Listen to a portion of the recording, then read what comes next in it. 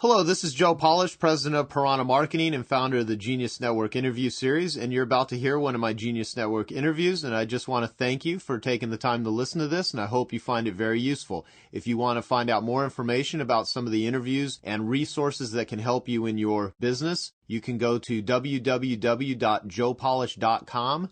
And we have a Joe Polish Recommends section with all kinds of resources and vendors and services and products that we recommend that can help you in your business. And also for more useful interviews and a whole list of other people that I've interviewed, you can go to www.geniusnetwork.com. Thanks and enjoy the interview. Hello, this is Joe Polish, president of Piranha Marketing, and I've got Mr. Alex Mandossian and our good friend and interview subject today, Mr. T. Harv Eker, on the line or on the phone. Can you guys hear me okay? Yes, we can. Absolutely. Wonderful. Okay. Well, me and Alex are going to interview you today, Harv, and I, we're all friends. We've recently gotten together several times. We've got a lot of great things that I want to talk about today during this Genius Network interview.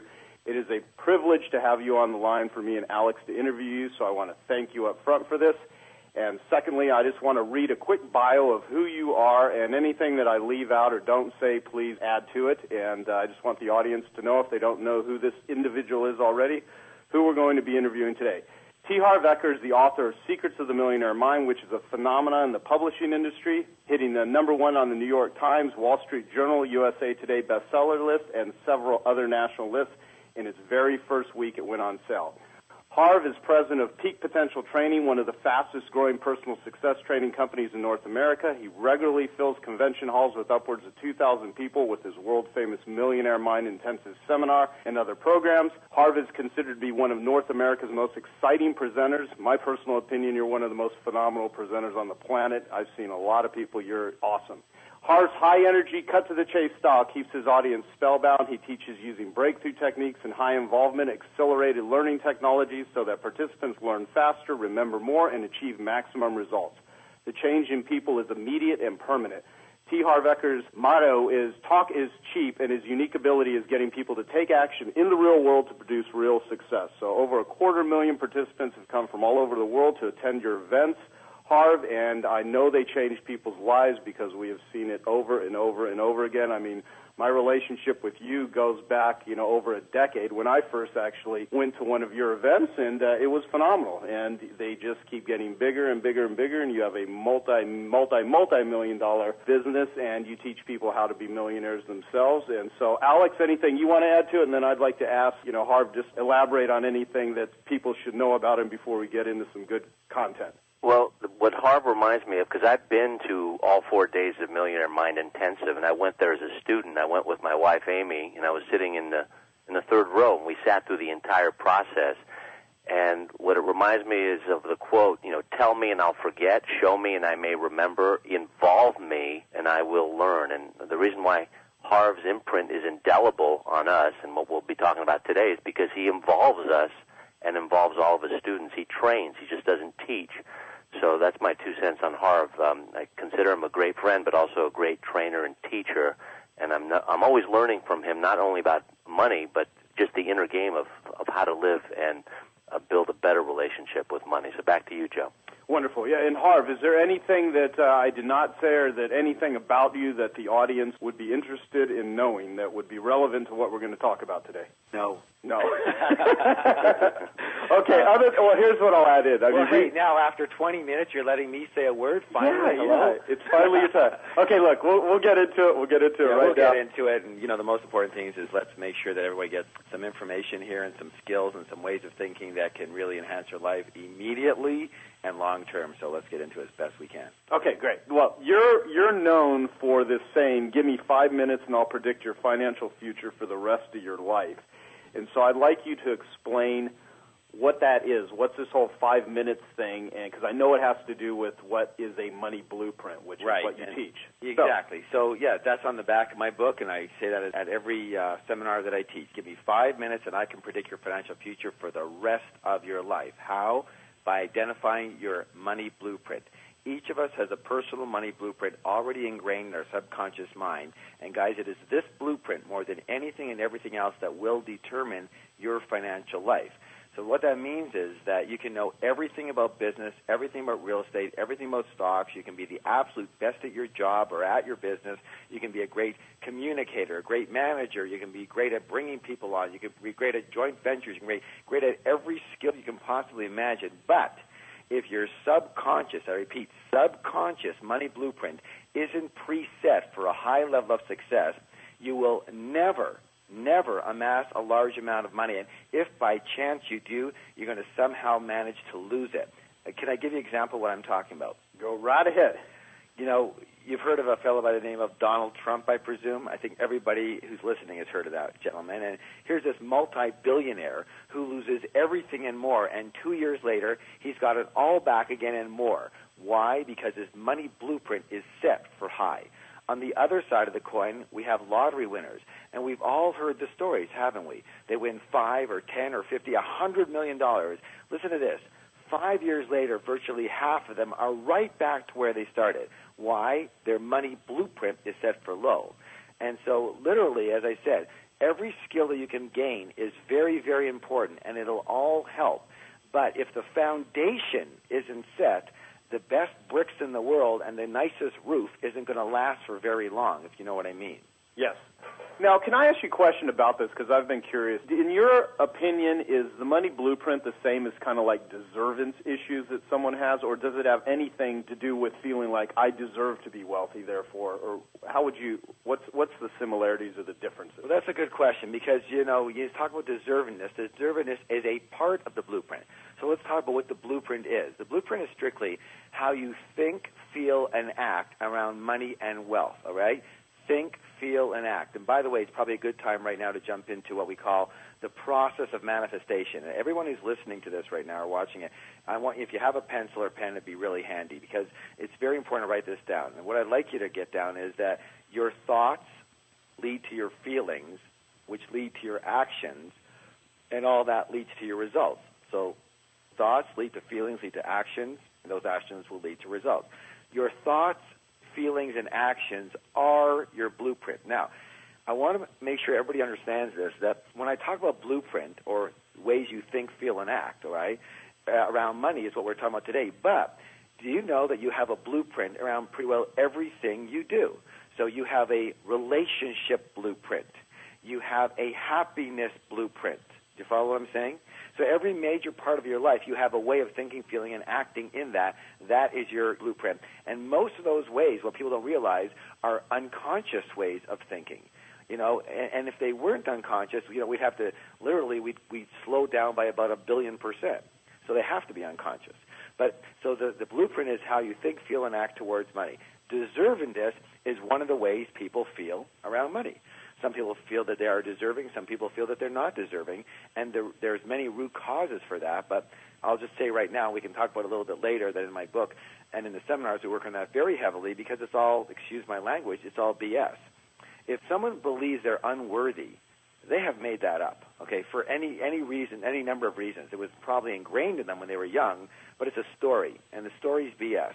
And unfortunately, they've bought into the story, and they're going to be the ones who need to recognize that they bought into a story, and it's probably somebody else's story that they bought into, and now they're living it.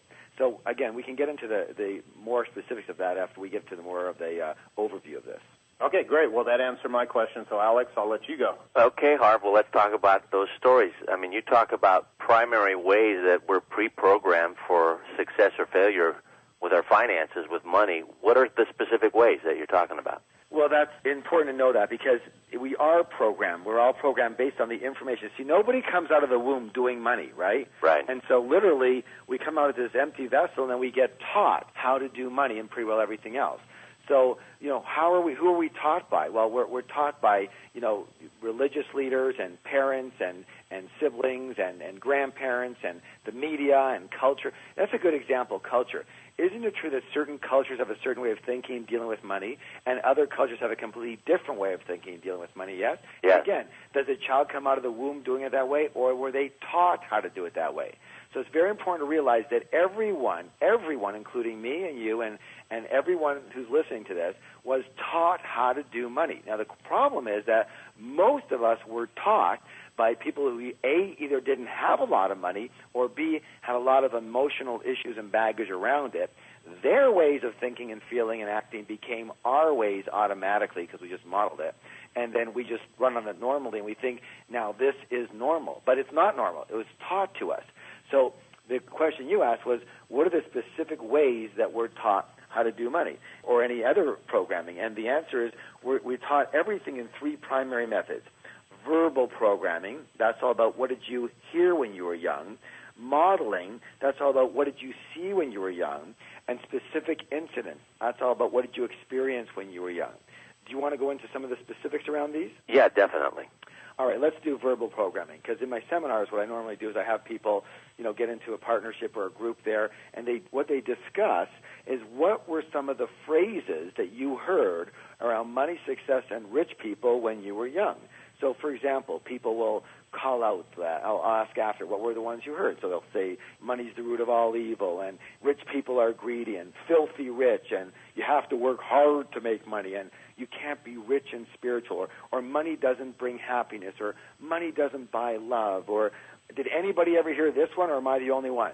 We can't afford it, okay? Right. Or it takes money to make money, and money corrupts people. You want to hear my father's favorite? Go ahead. Anytime I asked him for anything, he'd snarl at me and go, hey, what am I, made of money? And I used to joke around with him. I go, I wish, Dad. I'll take an arm, a leg. I'll take a baby finger. He never laughed once. But anyway, here's the thing. And I repeat, all of the statements that you heard when you were young, every last one of them is lodged in your subconscious mind and part of the blueprint that is running your financial life. And it's very important to realize this because, your group is a little bit, I would say, a little higher echelon than many because they're learning from a couple of the best guys on the entire planet around success. So let's get a little bit higher with these guys, if it's okay, and let's talk about this. So your thoughts lead to your feelings, lead to your actions, lead to your results. But let's take a look at your thinking. It's all based in your thought. It's all rooted and sourced in your thought pattern, right? Mm-hmm. Well, I don't know about that because let's take a look. What creates your thoughts? Why do you think differently than everybody else, than the person sitting beside you, especially you two? So literally, why does someone think differently than everyone else? And there we go. What is it that is the root cause of your thought process? And the root cause of your thoughts is your programming. What was installed in the files of your mind. We do well because we keep things really simple for people. But people have to understand that your mind is nothing more than a big old file cabinet. The same cabinet you'd have in your home or your office that you store files in. You store files of information. And your mind is a great labeling machine. It's a meaning-creating machine. Then it labels all the information that comes through all of your senses and knowledge into files and files them and categorizes them. Why? For future reference. Why?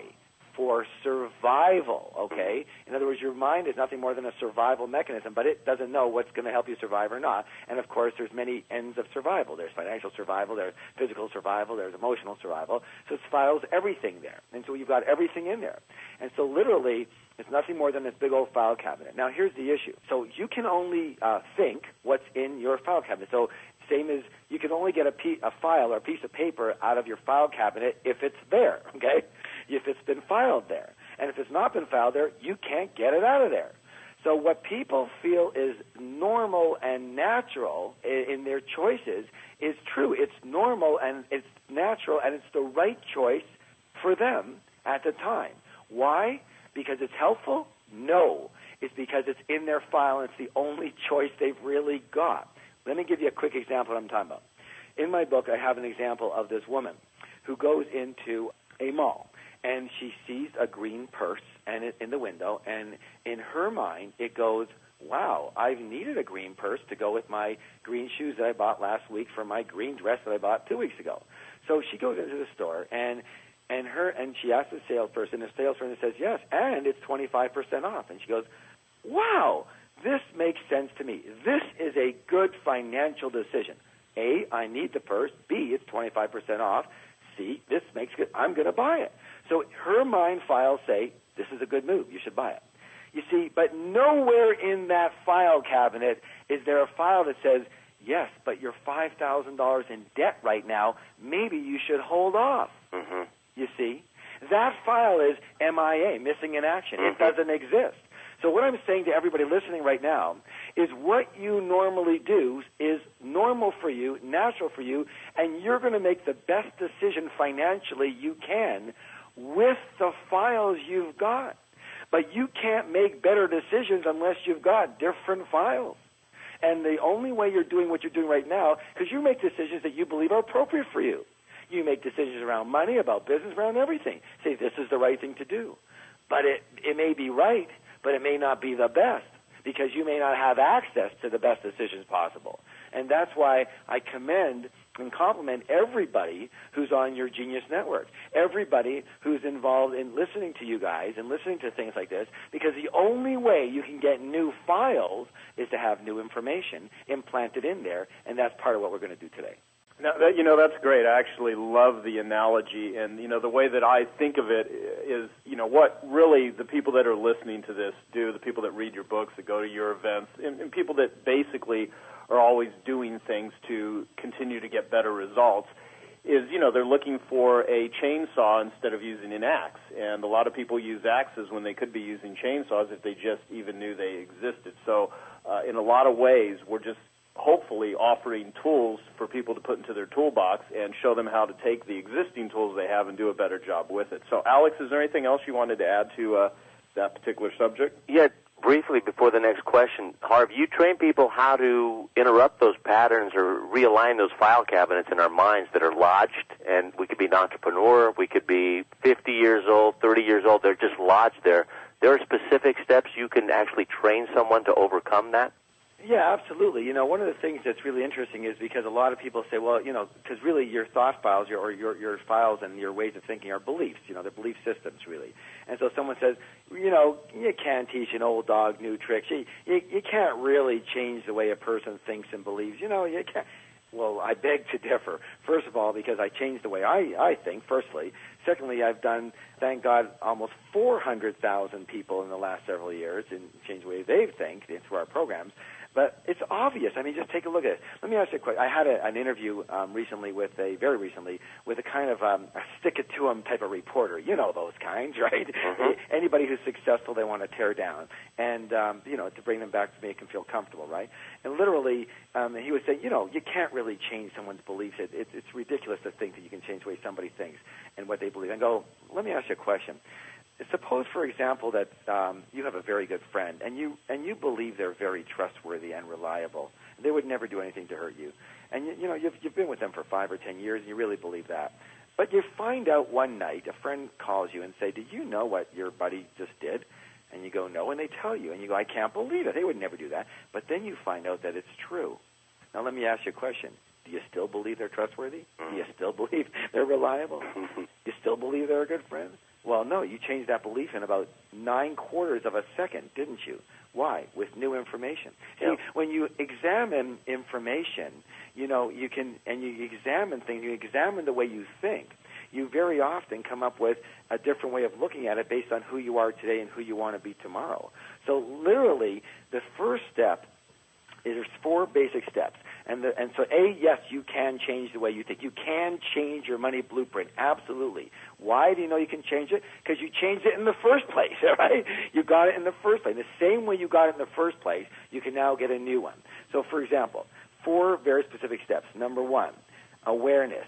You have to be aware that you are thinking in ways that are not as supportive as they could be to the level of wealth you want to attain. All right. What does that mean? It means that everyone who's listening to this right now has a certain level of wealth that they're at now and another level that they want to attain, hopefully, or success in any way, shape, or form. And literally, you have to first be aware that you might yourself be thinking in ways that are non-supportive to you going to the next level. I'm going to reverse that and say this. If you were thinking in ways that would allow you to go to the next level, you'd already be there. Yeah, now, Harv, the reporter's saying you can't change beliefs. That's a belief, and so that guy was not aware of that, correct? Absolutely. That's absolutely correct. So the first step is to be aware that you may be thinking in ways that are not supportive to you, specific ways, and that's what we deal with in the book, 17 very specific ways that, rich people think very differently than most other people. And the second thing is understanding. So, okay, so now you know you're thinking in a way that's not very supportive. But again, it only seems normal to you. I have people all the time come up to me and go, "Oh my God, you changed my life. Your book changed my life." And I go, "Well, what was it?" They go, "Well, you kept nailing me when you kept on talking about how poor people think." I kept saying, "Boy, that's me," and I thought that was normal, right? So like I give it a very simple way. One guy was in a seminar and he stands up. He goes, "Harv, I understand you're saying it makes perfect sense, but the fact is that money corrupts people." The first understanding is that awareness is that is, whether it's true or false or right or wrong, doesn't make any difference. The only question is, does that empower you for success? I don't think so. Okay. So the second piece is understanding. So now we have to go into, why do you believe that? Where did you get that from? And what we do in our seminars in the book is we talk about, as we talked earlier, about the conditioning process. And what most people will recognize is that they got all their beliefs from somewhere, that they weren't born with them. And then they can start to think is, well, if I got this belief from that person, how's that person doing? And are they happy and are they successful? Well, maybe I shouldn't be adopting their belief then anymore, now that I know where it came from. Or it might have been a specific incident that occurred.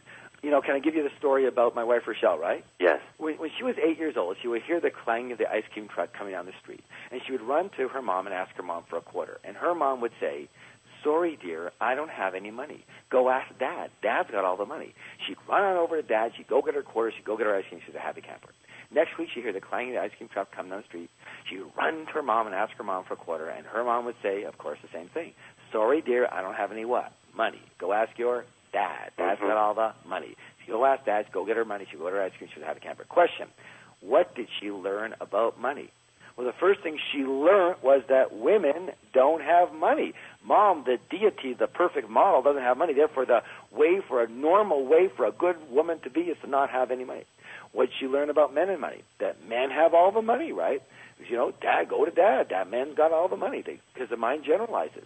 So, it was no question that when she would, to validate that way of being, any money that she got, she'd have to what? Get rid of it to validate her way of thinking. The women don't have money and men do.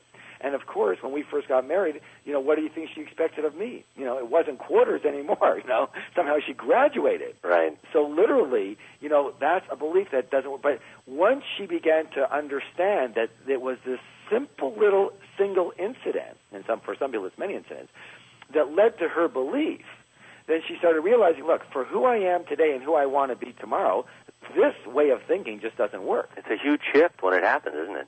It is. So the first thing is awareness. The second thing is to understand where it comes from and to understand that it's not you. That's the third stage, disassociation.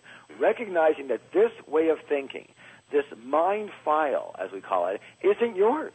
It's been adopted from somewhere or something else, or a conclusion that your mind created to adapt to a situation from way back when. And what I'm saying to everyone here is, one of the things I say in my seminars that you guys know about is, I say, don't believe a word you say. I say, don't believe a word I say. And, trust your own experience. But also I want to say to people this, don't believe a word you say. And don't believe a thought you think. If you get anything out of this interview right now, I want you to get that your mind is like this radio station that's got no off switch, basically, and it may not be playing the tunes that are favorable to you and make you happy. So again, your mind is a survival mechanism. Its job isn't to make you successful, in case you haven't noticed, and its job sure isn't to make you happy, and I'm sure you've noticed that. In fact, the only reason you may not be fully successful and fully happy is that blabbermouth, that little voice in your mind telling you all kinds of disastrous and worrisome and problematic things and annoying the heck out of you. So your mind is very powerful, but it usually works against you in most situations. Why? Because it's a conditioned mind, and it's been conditioned with information that doesn't work for you. So what I'm going to ask everybody to do is something completely outlandish, and I'm going to say that, and I know people are going to hang me on this. A reporter a while ago said, Harv, do you brainwash people at your seminars? I go, I wish I could wash people's brains out completely and have them start fresh and anew based on who they are today and who they want to become. Does that make any sense at all? Absolutely. So I'm saying for everyone listening, the best thing you can possibly do is forget everything you ever heard and everything you ever know and start fresh from supportive ways of thinking. See, your ways of thinking, you're going to have two choices. And in my book, I call this power thinking. So literally, you're always going to have two choices. As a thought bubbles up in your head, I want you to become enlightened. What that means is I want you to become the observer. I want you to begin to watch every thought that comes through your head and literally analyze it very quickly as in one of two categories. Is this thought supportive to my happiness and success, or is it a destructive and non-supportive thought? And you will be in absolute and utter shock as to what percentage of thoughts that bubble up in your head are non-supportive and make you unhappy and unsuccessful. And you'll be in shock. And I would say for most people, it's probably in the 80 to 90% range.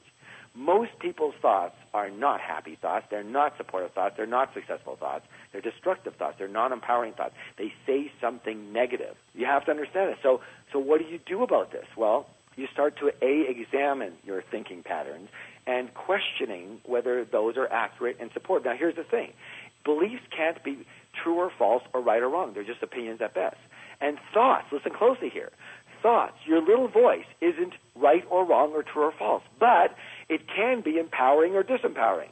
And I say this, see, you're going to make up a thought or a story, because you've made it up around everything, right? I'm looking right now in my house, I'm looking at it's probably about 1 o'clock, and the trash hasn't been picked up and it's in front of my house. Now, I'm looking at this trash can and I'm going, my first thought is, it's 1 o'clock. Usually they pick up at 8 o'clock in the morning. I don't like this thing sitting out in front of my house anyway. So what's going on? Are they not going to pick it up? Mm-hmm. What if they don't pick it up today? Well, I'm going to have to drag the thing back in. The thing weighs more than I do. I have to drag it all the way back in. Listen to what I've just done. I've created this story about this container that's sitting in my driveway. Do you understand what I'm saying? Yeah, it's a drama almost. Because your mind, it's a survival mechanism, and what it does basically, it creates dramas and stories that are usually drama and disaster-based because it's its own entertainment center. It's so powerful. What you normally do in a day-to-day business is boring to it. So it creates all this work because it's always worried about what can happen. It's the what-if syndrome. So your mind is a fear-based mechanism. So it's look out, be careful, trouble over here, trouble over there. And here's the problem. We buy into it. We create these stories, then we believe the stories. And so I'm going to ask everyone right now I want you to divide all of your thoughts, every one of them. I want you to analyze it very quickly as it comes through, divide it into 3 categories: empowering, neutral, disempowering. I'll repeat it. Empowering, neutral, disempowering. All right? When a thought comes in that's empowering, hey, run with it, keep it. All right? When it comes in and it's neutral, as in probably it's just in the present moment, by the way, keep that one for sure. When it comes in and it's disempowering, we have a little apparatus we use at our courses, which is like a little rubber band around your wrist, and it works really well. You snap that band and you say cancel. And your mind's going to go, hey, you can't cancel me out. You can't cancel that thought. That's an important. What if they don't pick up that garbage? What are you going to do? Okay? You're going to have to get your boots on it. And you're going to say cancel. And you're going to say cancel, all right? You're not going to buy into the train. I repeat, the train of thinking that leads to. So what happens, guys, is your mind has a little thought that's kind of this little, little negative black little thought, and then it creates a whole tributary through that thinking, and then it's a river, and then it's a whole ocean. You're obsessed with it, right? Mm-hmm. And we have all had it happen 100 times. So you can't let the energy of that thought start to gain its own momentum. I want you to just simply cancel every single non-supportive thought that comes through your head, and I want you to do it immediately, and don't go back into it. And if it tries, just go say cancel again. I know this sounds juvenile. I know this sounds like a nothing thing.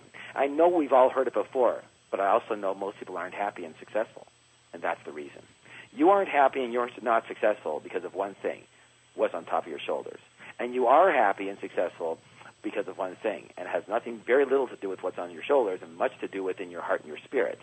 See, my belief is that we're naturally joyous and naturally fairly blissful. And, babies don't come into the world. They cry for a little bit because of this shock, and it's a way of them breathing, but they're pretty happy things, okay, until we get to them, right? And then we implant our garbage into them, and then now they start thinking those things. So literally, I believe that, you can control and manage your mind, and that managing your own mind is the number one skill to success and happiness. And you manage your mind in so far as those three categories. So what's empowering, what's neutral, what's disempowering. And you will not tolerate disempowering thoughts going through your head. You will not tolerate it. Harv, I'm really a little concerned, though, about this trash out in front of your... you live in way too exclusive of a community to be... I'm almost half tempted to drive over there and deal with that for you. You know what? It's the recycling one, too, so it's pink. It stands out like a sore thumb, and so everybody would see it. It's funny about what you said, in so much of what it is you teach. I don't know if you've ever looked at it this way. I've always kind of looked at what it is that you teach people as a practice, very much like a meditation practice, a exercise practice, a spiritual practice. It's not something that for some people happen overnight. Some people do have instant paradigm shifts and really get that awareness and that clarity. Other people work on it and develop it. I know, and from my own experience, the things that were really worth having are continual practices and developments. And so I think with just developing wealth and thinking and behaviors, this is a practice. I don't know if there's a right way to answer this question. When you work with people, what are some of the shifts in terms of timelines that you can see people that are, have a disempowering thought process shifting to an empowering one? Can that happen over a weekend? Can it happen instantaneously, or usually is this something that takes years of development? You hit it on the head. That's a great question. You hit it on the head when you first asked the question. It just depends on who you are and what you're ready to let go of. So, there's three elements to learning anything, and you guys know this because you guys are excellent trainers also. And there are three elements that change. Number one is high impact. Number two is high frequency. And number three is ongoing support. So repeat, high impact, ongoing frequency, ongoing support. If you're going to change in any substantial way, all three elements will need to be there, or you're going to have a challenge and a half. And if you're a teacher and you're going to change people in any way or help change people or support people in their change, those three elements will have to be there. So the higher impact you can create the situation, the more quickly that situation can change. In other words, this. Who remembers the accident more? The person who was almost in an accident, a car accident, or the person who was in the accident, got smashed to bits and in the hospital for a year and a half? High impact makes a big, big difference. Then you've got high frequency.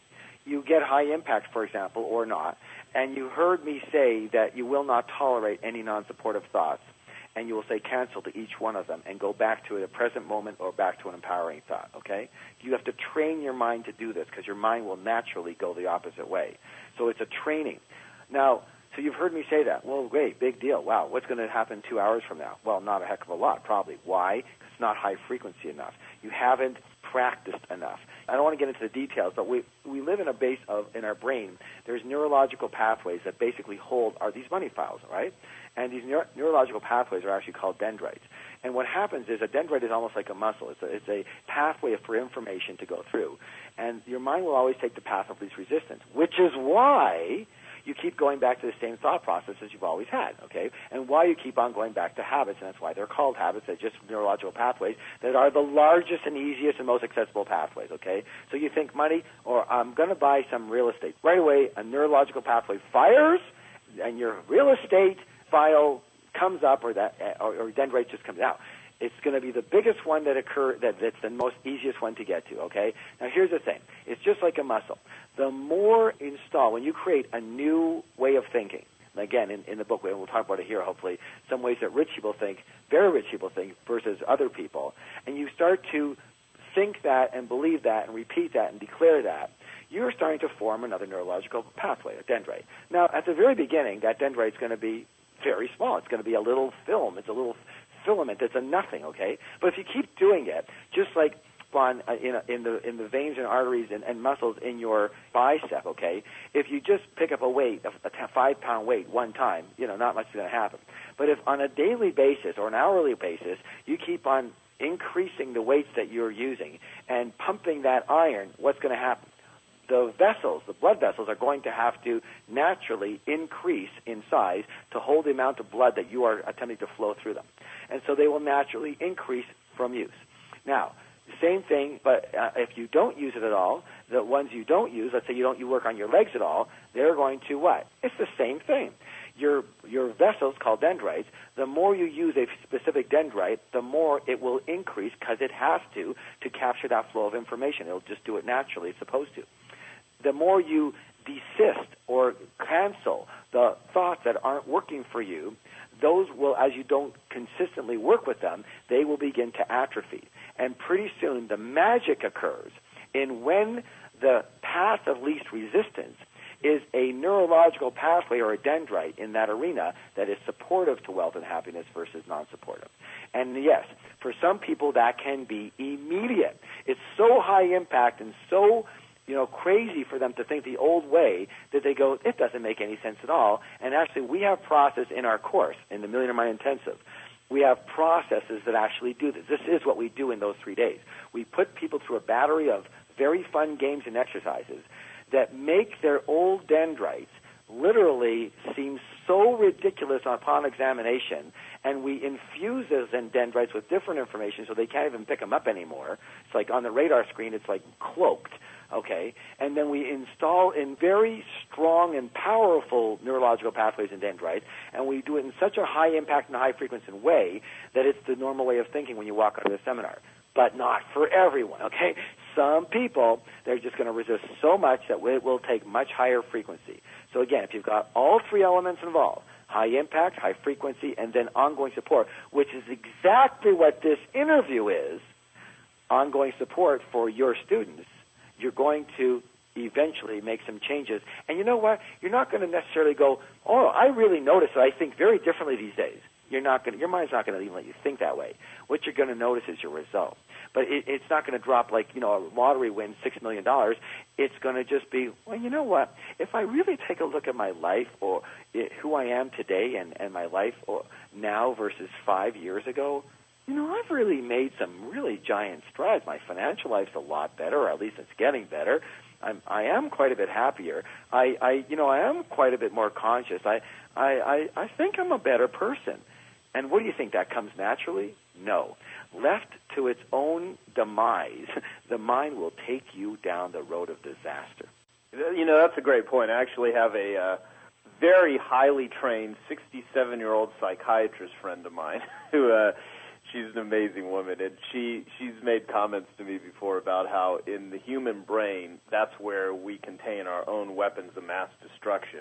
And the brain is a very creative device. You can creatively use it to make millions of dollars and do all kinds of wonderful things for yourself and the world and other people, or you can creatively use it to absolutely have a train wreck and a disaster and be a self-sabotage mechanism. So very interesting. There you go. It's a train that's going at 100 miles an hour with no brakes. Yeah. You have to be the brake. See, most people think they are their mind. Most people think the little voice in their head is who they are. I beg to differ.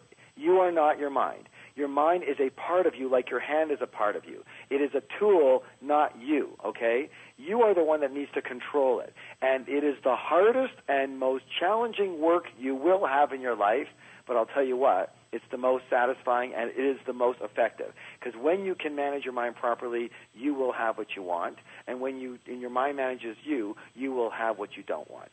Yeah, that's great. And what I also love, too, is that, us, our listeners, they're people that are already focusing their attention on this particular subject in this particular area in order to get better results in their life, which, is infinitely different than the majority of people that are out there that don't even place any focus on this type of stuff. So there's obviously a type of thinking that takes place in an individual success-focused individual's brain. Now, the majority of people listening to this interview are entrepreneurs, and they focus on developing wealth, and there are many that are rich, there are many that want to be rich, and there are many that are not. And we have people that range from, literally just starting out in business to I have one friend who's a billionaire that will listen to this interview, and I know he's going to love the things that you have had to say. And so I want to talk a little bit about how do rich people think and, more importantly, act about money, about financial freedom than poor people and middle-class people, because there's a huge difference, and I know you teach a lot about this. Absolutely. We can start with one about money, or we can start with one that'll really pertain to business people. Whatever you're happy with, I don't care. Well, you know what? Let's start with the money one, and let's make sure we don't forget about the problem one, because when it comes to business, there's lots of so-called problems that occur, isn't there? And people have to know how to deal with them. One of the things that's kind of funny and cute, and yet has a lot of truth to it, at least in my view, is that rich people truly believe I create my life. And most other people, they somehow believe that life happens to me. And it's really imperative that people who are listening right now, they understand that yet they have the belief that you are at the steering wheel of your life, especially your financial life. You have to believe that you are the one who creates your success. You are the one who's creating your mediocrity right now. And any financial struggles or worries right now, you are the one creating those, consciously or unconsciously. But instead of taking full, and I repeat full, because a lot of your listeners have heard things around accountability and responsibility before, I'm talking about 100% accountability. Can you be not 80 or 90, but 100% accountable for everything that occurs to you in your life? I'm not saying to blame yourself, okay? I'm just saying that you are the one, you recognize that you've created everything that occurs for you. So literally, created or co-created, all right, in the same way. So instead of doing that, of course, most people play the victim, right? And you can always tell a victim because they leave 3 indelible clues. First of all, they blame. They are blamers. They blame and most people do this to some extent. So they blame the economy. They blame the type of business. They blame the real estate market. They blame the internet. They blame the crash. They blame the city. They blame the tax. They blame the government. They blame their staff. They blame their network marketing, their upline or their downline. They blame their husband. They blame their wife. I would, but my wife won't let me work past 7 o'clock, or my husband's always working, so I've got to take care of this or whatever, or their boyfriend or girlfriend. And of course, everybody wants to blame their parents for something, right? Or they justify. That's the second clue. First one's blame, second one's justify. They justify their situation by saying something like, well, money's not really that important. Let me ask you a question. If you said that your husband or your wife or your boyfriend or girlfriend wasn't really important, would they be around for very long? I don't think so, and neither would money. And it's so funny, guys, because what happens for me when I do the big seminars is people come up to me all the time at a break, like I'm sure they do to you, and they'll go, Harv, money's not really important. And I'll look at them square in the eye and I'll say, you're broke, aren't you? And they go, well, right now, right now I'm a little short, but I go, no, not right now, always. You've always been broke, yes or yes. And they stand there with their mouths open, gasping for air, going, because of course they're broke. I mean, literally, this is very, very simple. If you don't think money is important, you won't have any because you won't do what it takes to have it. You can actually dazzle your friends with this information. Next time your friend says something lame like that money's not important, I want you to put your hand over your forehead and look up into the heavens and look at them then and go, you're broke. I love that. And they're going to go, how did you know? And you're going to go, what else do you want to know? That'll be $50, please, and you have a whole new part-time business. You can be a clairvoyant. No, you know what? That is, it's so funny and it's so true. And I mean, I've heard you talk about this before, where people say that money can't buy happiness, and of course, I think anyone that really believes money can't buy happiness is an idiot. It is an idiot because, frankly, I've heard you talk about the first class analogy that. I like flying first class in airplanes also, and I know Alex does too. I think anyone that has ever flown coach versus first class, there's tons of advantages. And if flying first class over coach makes you feel a little bit happier and you've got enough money to do that, you've just bought yourself a little bit of happiness. If you like going on a vacation with your family and going jet skiing and you're able to pay for that and do it, you just bought yourself a little bit of happiness. So I think, just the whole context of how broke people view money is night and day different between wealthy people that absolutely understand the importance and the context of what money can do for them. Right. I have to interject here because this is where people who have non-supportive ways of thinking, or what I call poverty or poor mentalities, poor as in it makes you unhappy and doesn't allow you to go to your fullest extent financially. Again, we're not saying people on this call are broke, okay? Some people may be, most people aren't. So we're not talking about, I don't have any money and I want to make. No, we're saying, if you're a millionaire, let's go to 10 million. If you got 10 million, let's go to 100 million. Now, literally, and if you're, got a net worth of 500,000, let's make you a millionaire very quickly and more. And we should talk about why after. But, people who got a non-supportive mentality are going to go, well, what you just said there, money buys happiness. And, that's just not true. It doesn't. Those things are nice, but they don't make you happy. It's your family that makes you. It's both. Poor people and people who are struggling financially, or people who have non-supportive mentalities around money and wealth, will always call out that rich people only think about money, and they only think that money's going to buy them happiness.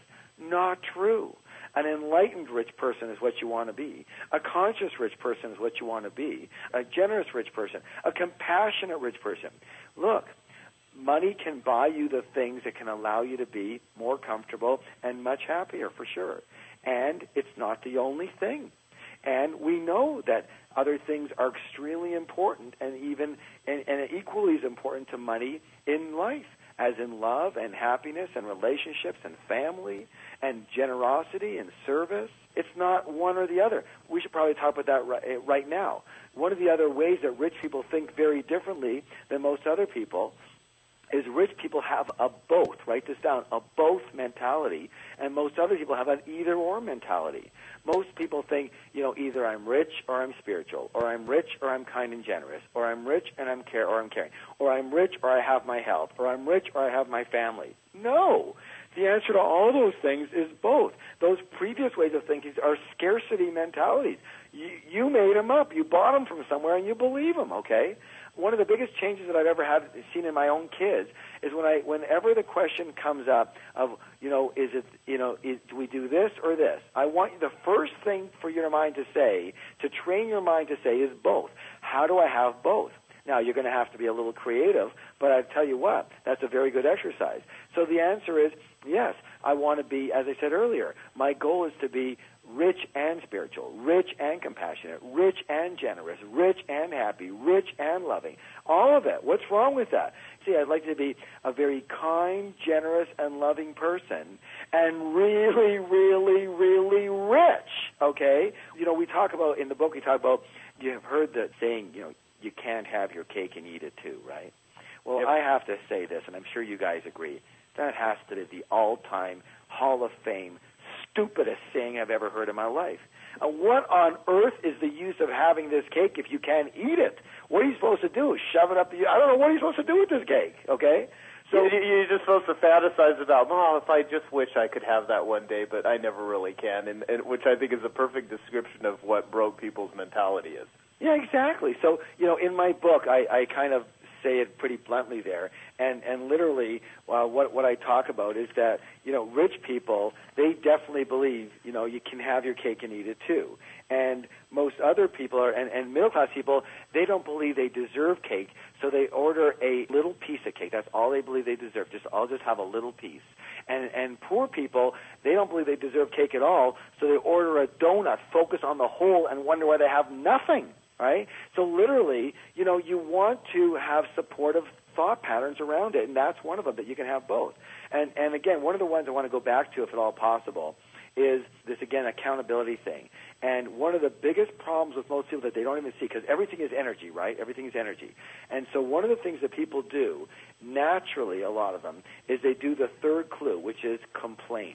And I want everyone to know this. Complaining is the absolute worst possible thing you could do for your health or your wealth. The worst. Why?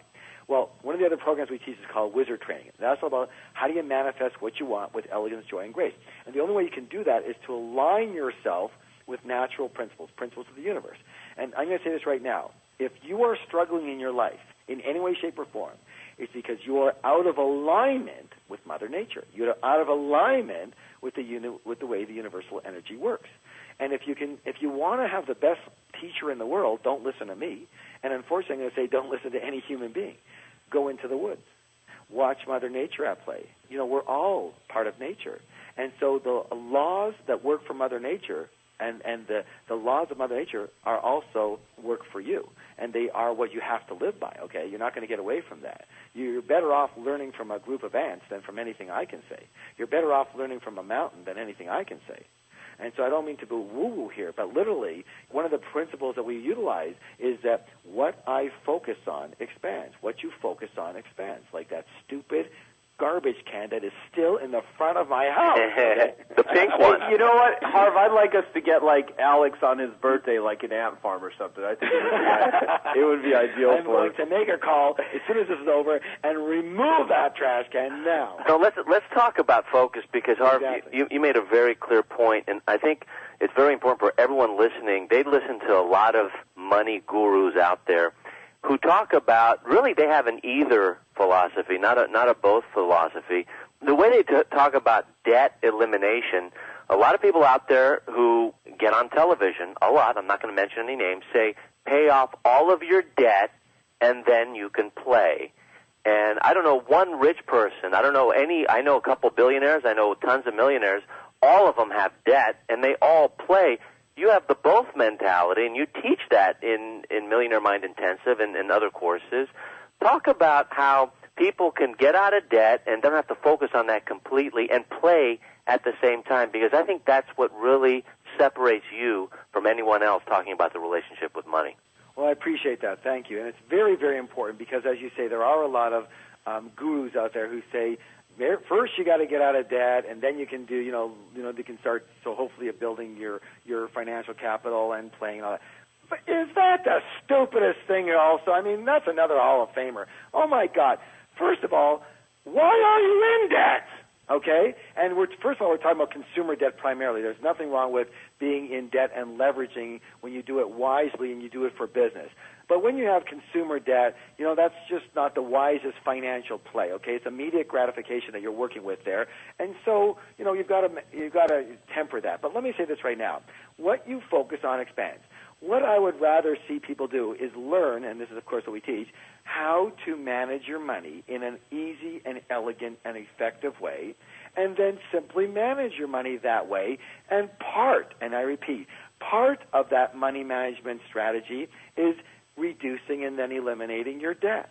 But if you only focus on debt, you know what that's like? What I want people to focus on is you're never going to get rich focusing on debt. You're never going to get rich eliminating your debt. You're never going to build the house spending all your time clearing the debris. Where's the wood? Where's the bricks? Where's the blueprint? Where's the building of the walls? If you bought some land and it's full of junk and debris and all that stuff, and you say, I'm going to build a house here. When do you start?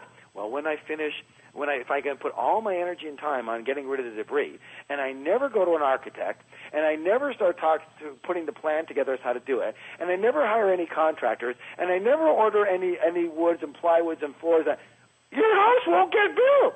And secondly, it's a bore and it's a drag, and who the heck wants to live that way? So the way you eliminate debt, consumer debt, again, is in the strategy and as part of your money management method. And so, in the book and again the courses, there's a very specific money management method that we teach. And it's basically, we call it a jar system, okay? And all it is basically 6 jars that you put together, and all it does is separate your income, any revenue that you have, and you separate it for different jobs. And one of those, just like a baseball team, as I've mentioned in the course, people say, well, I have this bunch of money, and I'll just use it as I need it. But that's like having a baseball team on the field, and you've got 9 third basemen. Guess what? You got a problem because there's other things that have to be taken care of on the field, and everybody has to have a specific job. And the same with money management. You have to put away a certain amount of money, and of course we say at least 10%, but more if at all possible, into your financial freedom account. And what that means is that this is the first money that comes off, not debt, because what you focus on expands. What do you want to focus on? Your debt? Or you want to focus on building financial freedom and wealth? If you want financial freedom and wealth, you better focus on it. And the first monies that have to come in, you have to stake a claim to yourself and the universe that this is where I am going, and that this is the most important thing for me as far as financial situation is concerned. And so that you have to make a claim and a declaration to the universe, and you do that, A, by speaking it, but B, by doing it. When you take your first monies off of every check you get, and you put that into your financial freedom and your wealth building account for investment purposes and for financial purposes for future, building your wealth, you are staking that claim. You are declaring to the universe, this is what I want more of, this is what I'm focusing on. And, of course, along that, we have several other accounts that we work with, but the two ones, the biggest ones right there, as you've mentioned, is your financial freedom account, and you have another account for playing. And you take 10% of your money and you play with it. And that money has to be blown for things that you really, really enjoy and things that make you feel rich. So literally, when you go, one of the things that has to happen here is that nature is in balance, and we have to be in balance. And your logical self and your heart have to be in, and your spirit heart have to be in balance. And if you're all work and no play, it's going to catch up to you. You know that. If you're all save, and you never play, it's going to catch up to you. If you're all get rid of debt, and you never play, it's going to catch up to you. Because one day, your spirit self is going to say, I've had enough, and it's going to sabotage everything you've ever done and say, now it's my turn. You got the message? So you might as well give it what it needs now. Your logical part of you absolutely have an account where 10% of your money at least goes into your financial freedom fund. And there's another 10% that goes into your play fund. And then you have another 10% that's your long-term savings for certain things that you'd want to buy, let's say a home or a boat or a new car. But in this case, you may want to use that 10% to begin eliminating extra debt. You always have to pay your minimums anyways. So certainly, I subscribe to what you're saying. If you focus on debt, what are you going to get more of? Debt. How do you know? Well, check it out. Check your experience. If that advice worked, guys, if the guru advice of focusing on your debt and eliminating your debt before you build any wealth worked, why is debt growing every single day like obesity? Why is debt growing in our beautiful country to extreme, proportions of more and more and more every single day? If that worked. It doesn't work. You have to focus on building wealth. Then you know what? Guess what? If you're rich, the debt takes care of itself, doesn't it? It does, and the greatest gift I think I could have ever given my son Gabriel, who's just old enough to get the JAR system, is that all of the verbal programming, all the modeling, all the specific incidents around money and a play fund and eliminating debt, and he has a little bit of debt, is so good and so beneficial to him. He's not going to have to overcome a lot of the victim thinking that I did in growing up, and he has a whole new story he's living into. So that it's not only for us, but if we're parents, our children or grandchildren, if we're grandparents, can have a huge impact. Do you have any specific stories that you could share with us before we go to Joe in the final questions on how that whole process of playing and paying off debt has made a big impact on families or friends or business colleagues? Because a lot of people are struggling with this whole debt question because they just get into more debt because that's what they focus on. Yeah, well, I don't know about a story specifically, but, we have literally thousands of graduates, and every one of them comes back with the exact same situation. You balance your payment of debt, of course you do, but you focus on growing your income and growing your wealth. Mm-hmm. You have to put money in and save it and invest it. And if you put your attention there, here's a good analogy. People want to lose weight, right? But they focus very much on the diet, depriving themselves, which only increases their emotional quotient, which makes them eat, okay? And instead of, there's a balance of certainly you want to, I've had this situation myself, and I've worked it, and I know for me it works 1,000%, and everybody else I know it works for 1,000%, but focus on what you want. So we know that diet, losing weight is a balance of eating, of calorie, energy expenditure. So, you eat less and you expend more. In other words, you work out. And here's the thing. Instead of focusing on depriving yourself on what you eat, I say this. If you're not eating horrendous amounts, whatever, eat what you want, but work out 10 times as much. Then you'll have a positive habit that's going to make you healthier in all ways and forms, and you don't have to deprive yourself, and you'll look forward to working out. So it's the same with money. Work on the wealth. Work on saving some of your money and putting it into wealth-producing arenas, investments that can return situations for both passive income and increase in assets. And the debt element, don't put that much attention on it. Just make it a part. Take 10% and pay off an extra 10% every single month that you can, but focus on what you want, not on what you don't want. Joe? Exactly. Well, no, I mean, I think of the whole thing, too, as just, I like looking at money as fun tickets, and then all of the ways that I'm going to accumulate more fun tickets and, do the things I want to do. Since the majority of our listeners are, again, entrepreneurs, what I want to do, the last thing I want to ask you to talk about, Harv, is really entrepreneurism in the definition of an entrepreneur. One thing I want to say before that is if this message, what you've said, resonates with our listeners, if they've not already read your book or attended one of your seminars, I would highly recommend it and endorse it. I mean, both Alex and I, not only are we friends, but we also really believe in what each other does, and all of us have had lots of experience with people wanting to gain results and success in their life. And this may sound simplistic, but, I mean, I know both of you have experienced where people come up and say, well, yeah, how do I market an ad? How do I sell more stuff? How do I generate wealth? And part of it is, well, it's in the book. If you want to know how to do it, here's the book. Here's the course. And sometimes people want some magic answer.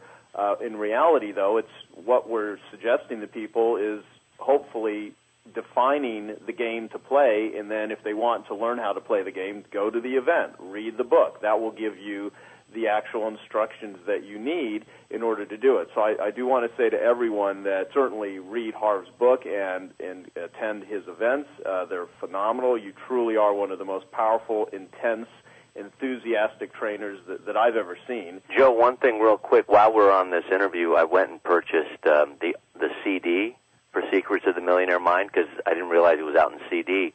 And I can't tell you the importance of being in traffic or during dead time, of just listening, is so important. So forget not only the book, but get the audio too, so you can just, when your subconscious is nice and relaxed, you get fed that brain food, because that'll make a huge impact as well. Nightingale Conant made a business of it. The CD and the book together is like a double whammy. You will recondition your mind that way, definitely. Absolutely. So, the answer to a lot of people that are sitting there listening to this going, yeah, I want these things is, well, okay, Harv has given his philosophy, he's given an enormous amount of value here. Now the next step is for you to go deep with it. That's what we all do. That's how all of us learn. It becomes a practice. And so thank you for saying that, Alex. I completely agree with that. Get it from all different angles. Harv, the original definition of an entrepreneur was coined by a French guy, which is funny, named Jean-Baptiste Say, that said an entrepreneur is an individual that takes resources from a lower level of productivity to a higher level. And I love the way that you describe what an entrepreneur is, which is an individual that solves problems for a profit. I just love that whole concept, and I've been quoting you a lot recently saying that because that's what the people that are listening to this interview do. That's how they make the money. That's how they will develop the wealth and their focus and go out and create value for the world. So any insights that you can leave our listeners with about entrepreneurism and just anything that could help them in their entrepreneurial careers to go out and make more money and change the world in positive ways? Well, thank you. I appreciate it. And a couple of things. Firstly, that definition is very important. Definition of an entrepreneur, write it down if you haven't already done so, a person who solves problems for people at a profit. And literally, if you start to look at that definition, you will find out what you have to do. What do you get paid for? You get paid for solving problems. Now, here's the thing. Do you get paid more for solving more problems? Yes. Do you get paid more for solving problems for more people? Yes. Okay, so now you have the simple key. If you're not earning what you want to be earning, it's because you're not solving problems for enough people, or you're not solving large enough problems that they're paid for. It goes hand in hand with a definition of the law of income. The law of income states that you will be paid in direct proportion to the value you deliver according to the marketplace. I'm going to repeat that so people can write this down too. You'll be paid in direct proportion to the value you deliver according to the marketplace. Now, value, what is that? Primarily, it's a problem to be solved. That's the value. Delivery, what's that? That means you can't be talking about it, dreaming about it, thinking about it, yakking about it, pretending to do it. You actually only get paid when you deliver that solution to someone who then gives you some money for it. A lot of people, they got tons of product in their garage or their basement. They've got great ideas. They talk a great talk, but they don't do squat. They're still doing the same thing they did, a year ago and 5 years ago. If you're going to make a drastic change in your income, you're going to need to make a drastic change in the value you deliver. And I hate to say this so bluntly to people, but literally, if you're not where you want to be financially, and especially on an income level, it's because you're not delivering a heck of a lot of value. I'm sorry. I don't mean to be, rude, and I don't mean to be arrogant. And this, I can look in the mirror and say to me that if I'm not earning the income I want to earn in a specific years because I didn't deliver the value that I would wanted to deliver. So you've got to concentrate. Don't concentrate on the money. Money is a result. Wealth is a result. Income is a result. Your weight is a result. We live in a world of cause and effect. Money is just a symptom of what's going on underneath, both in your inner world and your outer ability to deliver the value. So that's why the programs that these guys learn with you in the marketing helps them deliver the value. But I want to challenge everybody right now to do one of the things that rich people do differently than most other people.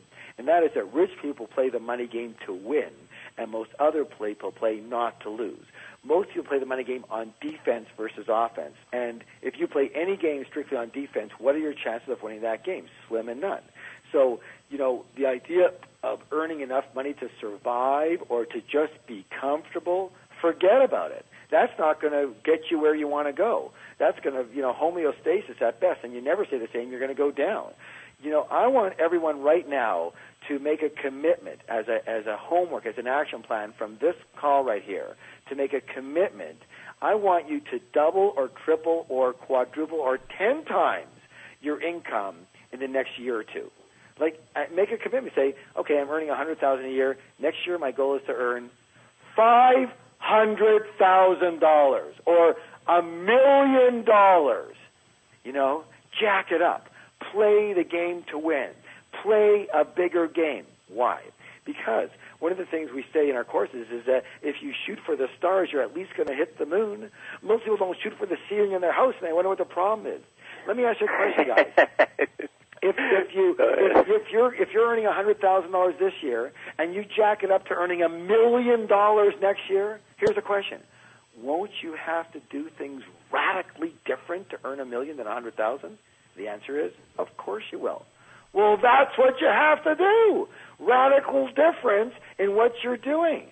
And I'll tell you right now, those two differences are going to have to be in A, the way you think, which I just gave you one, play the game 10 times bigger, and B, in your learning factor and what they need to learn from you guys in delivering and marketing their products or services.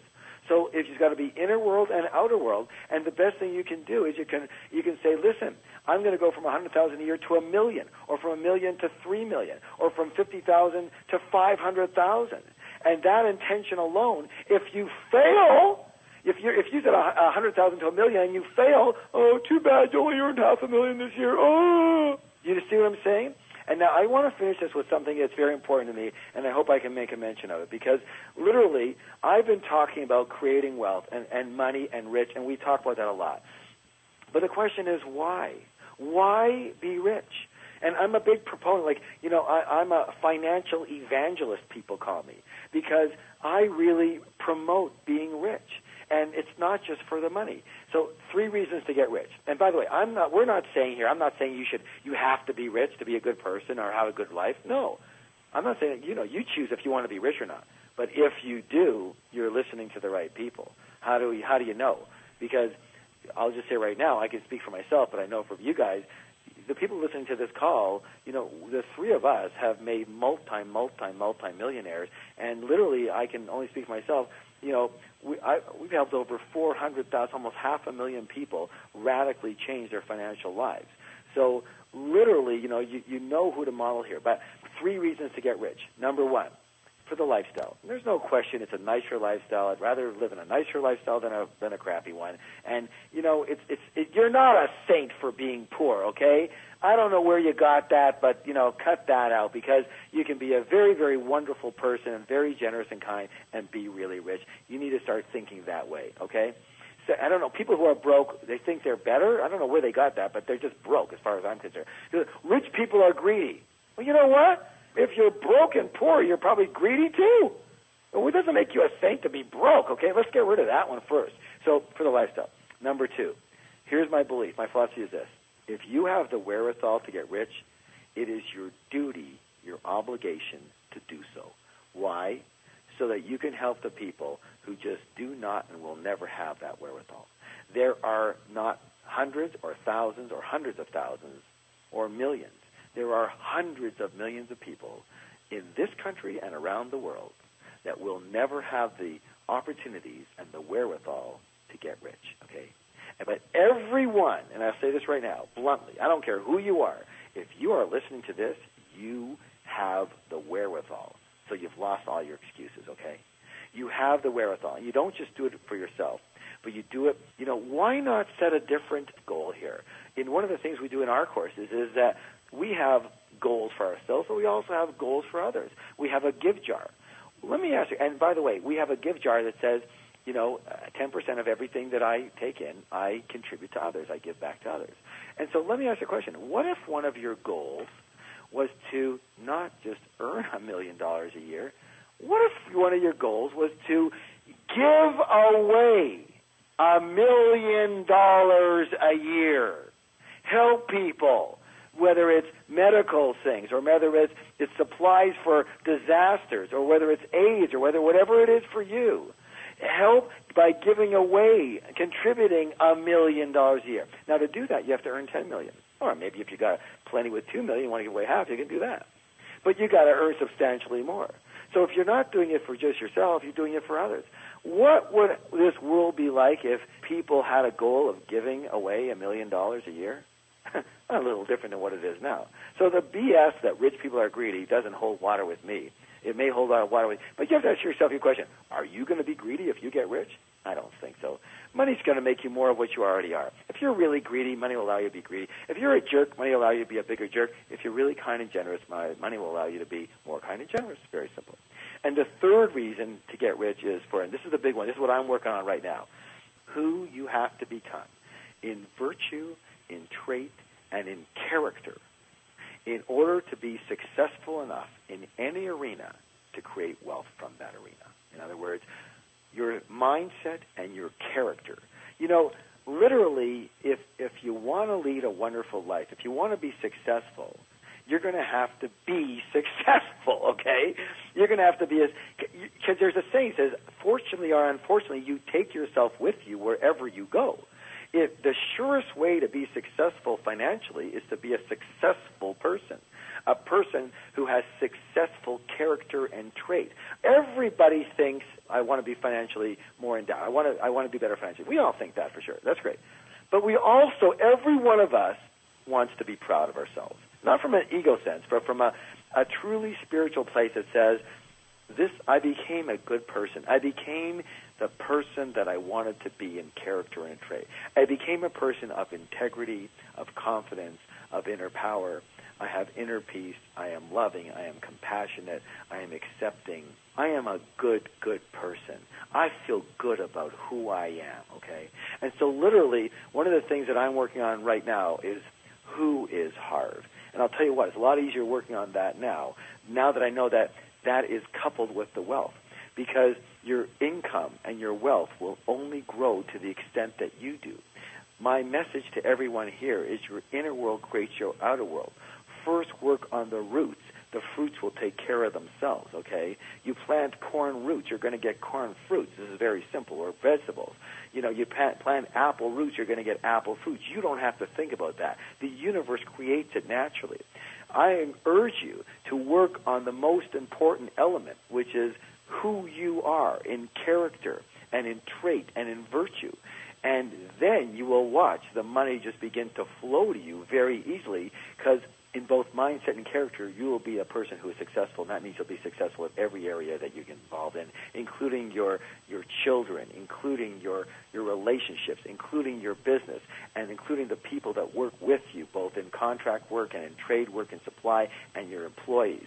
And in the end of the day, when you're on your deathbed, you're going to look back, but you're not going to say, how much money did I make? That's going to be a part of it. You're going to say, who did I become? Who am I right now? Was I the person that I could have been?